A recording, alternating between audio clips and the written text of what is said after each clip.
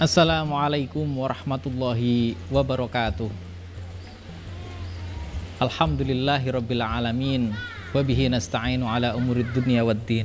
Wassalatu wassalamu ala asyrafil anbiya'i wal mursalin sayyidina wa maulana Muhammadin wa ala alihi wa sahbihi ajma'in. Amma ba'du.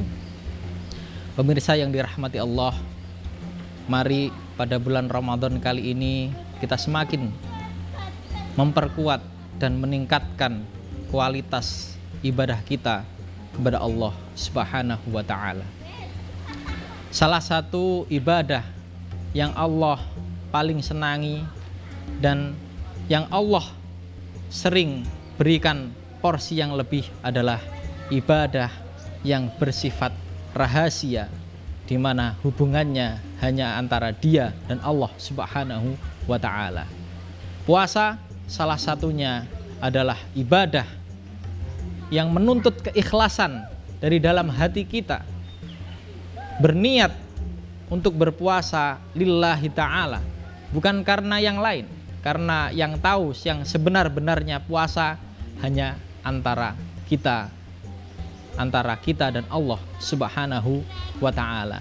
Orang mungkin tahu kita sedang berpuasa, tetapi ketika kita sedang pulang ke rumah, orang tidak mungkin tahu, mungkin kita akan makan. Orang mungkin tahu kita sedang berpuasa, tetapi ketika kita berkumpul dengan orang lain, kita membicarakan keburukan-keburukan, aib daripada orang lain. Salah satu yang disenangi Allah Subhanahu wa ta'ala, Allah itu menyukai sesuatu yang rahasia. Maka sesuatu yang rahasia ini akan menjaga hubungannya antara kita kepada Allah Subhanahu wa ta'ala.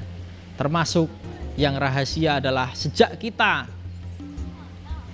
lahir di dunia ini, kita dirahasiakan. Walaupun sudah ditetapkan oleh Allah Subhanahu wa ta'ala umur kita, jodoh kita, rizki kita, tetapi Allah merahasiakan kapan kita akan mati, dengan siapa kita berjodoh, dan bagaimana rizki kita. Semuanya dirahasiakan. Begitu juga Allah merahasiakan aib-aib yang ada, yang kita perbuat. Maka sangat Allah benci bagi kita, bagi umatnya Nabi Muhammad SAW, ketika kita dengan bangga mengumbar aib kita sendiri, padahal Allah menutupi aib kita. Bagaimana kita mengumbar aibnya orang lain, padahal Allah maha menutupi aib? Maka salah satu yang dibenci oleh Allah Subhanahu wa ta'ala termasuk mengumbar aib diri sendiri dan juga orang lain. Mudah sekali bagi Allah Subhanahu wa ta'ala untuk menghinakan kita. Sedikit saja dibuka aib kita, maka kita hina dina di hadapan manusia. Maka supaya kita tidak dipandang hina dina oleh manusia, kita hinakan diri kita hanya kepada Allah Subhanahu wa ta'ala. Allah yang tahu aib kita, yang mungkin orang paling dekat sendiri tidak mengetahui aib kita, tetapi Allah maha tahu segala apa yang kita lakukan. Termasuk di bulan Ramadan ini yang Allah rahasiakan adalah malam Lailatul Qadar. Malam Lailatul Qadar, meskipun banyak anjuran dari hadis para ulama fil asra al-awakhir, di 10 hari yang terakhir, terutama di bulan-bulan ganjil, tetapi Allah merahasiakan tepatnya ada di mana. Karena menurut para ulama Lailatul Qadar itu berganti-ganti. Bisa jadi di malam pertama Ramadan, bisa jadi di pertengahan, bisa jadi di terakhir, bisa jadi di malam ganjil atau tidak. Maka hanya Allah yang tahu, karena ini merupakan rahasia dari Allah Subhanahu wa ta'ala. Kenapa seperti itu?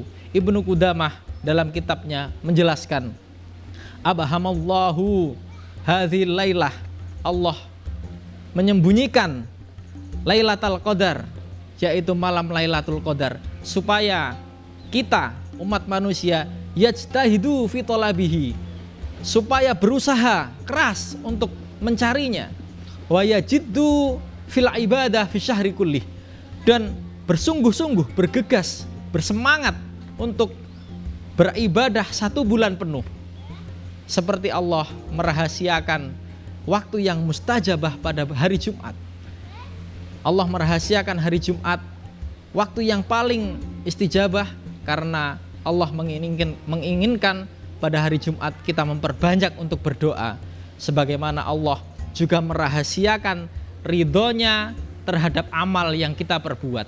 Maka Allah menginginkan kita untuk selalu beramal soleh, melakukan apa yang dianjurkan oleh Allah Subhanahu wa ta'ala, dan tidak melakukan apa yang dilarang oleh Allah Subhanahu wa ta'ala.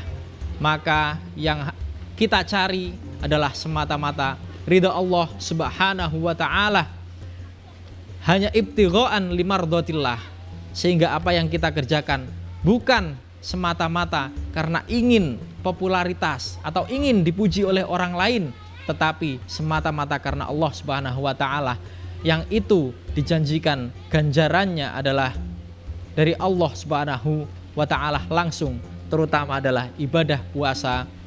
Wa ana ajzi bihi, dan aku langsung yang akan memberikan balasan baginya tanpa perantara malaikat dan lain sebagainya, karena dia ikhlas beribadah karena Allah Subhanahu wa ta'ala.